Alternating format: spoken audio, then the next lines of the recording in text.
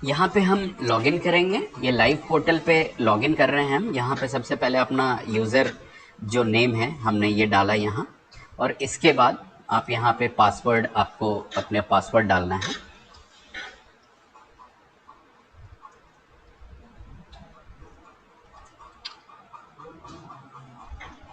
Login का button जब हम क्लिक करेंगे तो ये देखिए लॉगिन हो गया हमारा।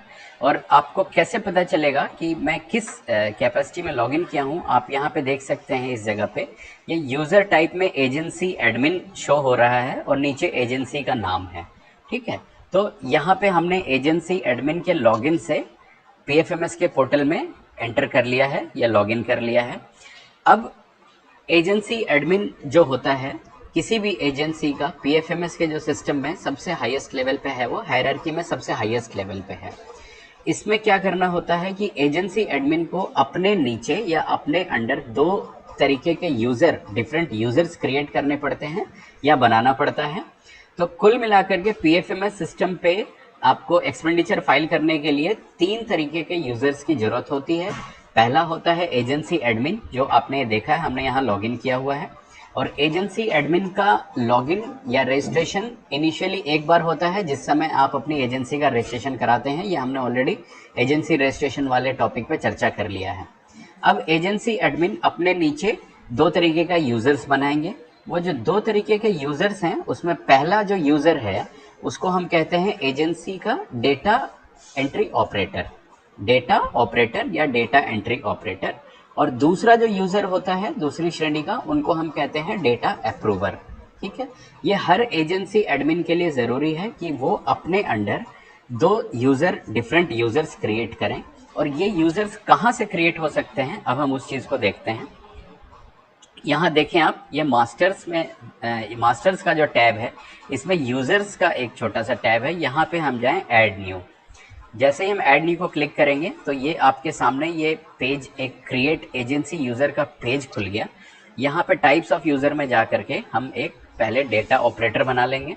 मान लीजिए कि हमने डेटा ऑपरेटर जिसको भी बनाना है उसका नाम हमने लिख दिया। अगर हमारा उसका नाम है राम कुमार, ठीक है, हमने यहाँ पे राम और लास्ट नेम में कुमार, उसकी एक ईमेल आईडी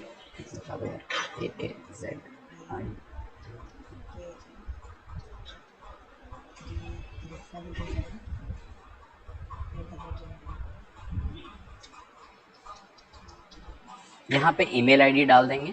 फ़ोन नंबर, अगर किसी फ़ोन नंबर है तो फ़ोन नंबर डाल देंगे, मोबाइल नंबर है तो उसका मोबाइल नंबर डाल देंगे, और अपनी पसंद का एक लॉगिन आईडी हम डाल देंगे यहाँ पे। ठीक है, अभी हम एक फ़ोन नंबर या मोबाइल नंबर डाल देते हैं।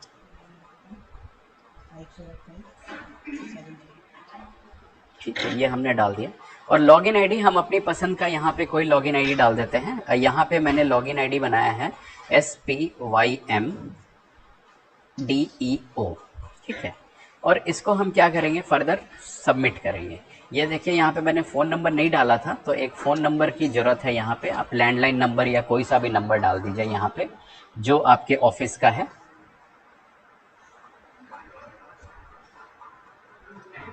और इसको हमने क्या किया, अभी एजेंसी एडमिन ने एक एजेंसी डेटा ऑपरेटर को जो है क्रिएट कर लिया अपने अंडर एजेंसी। आप ये देखें, ये जो पेज है ये बता रहा है कि लॉगिन आईडी इनका ये है, user type agency data operator है, फर्स्ट नेम लास्ट नेम। हमने जो भी फीचर्स, जो भी क्रेडेंशियल्स डाले थे वो यहाँ पे कैप्चर हो गए हैं, और एक एजेंसी डेटा ऑपरेटर अप्रूव हो गया है। इसी तरीके से हम एक डेटा अप्रूवर को भी क्रिएट करेंगे। जैसे हमने एजेंसी डेटा ऑपरेटर किया था, सेम उसी तरीके से एजेंसी डेटा अप्रूवर इस बार आप क्रिएट कर देंगे। जो भी उनका फर्स्ट नेम है, लास्ट नेम है, ईमेल आईडी है, फ़ोन नंबर है, मोबाइल नंबर है, और पसंद की लॉगिन आईडी डाल करके जब हम इसको सबमिट करेंगे तो एजेंसी का डेटा अप्रूवर का भी यूज़र क्रिएट हो जाएगा।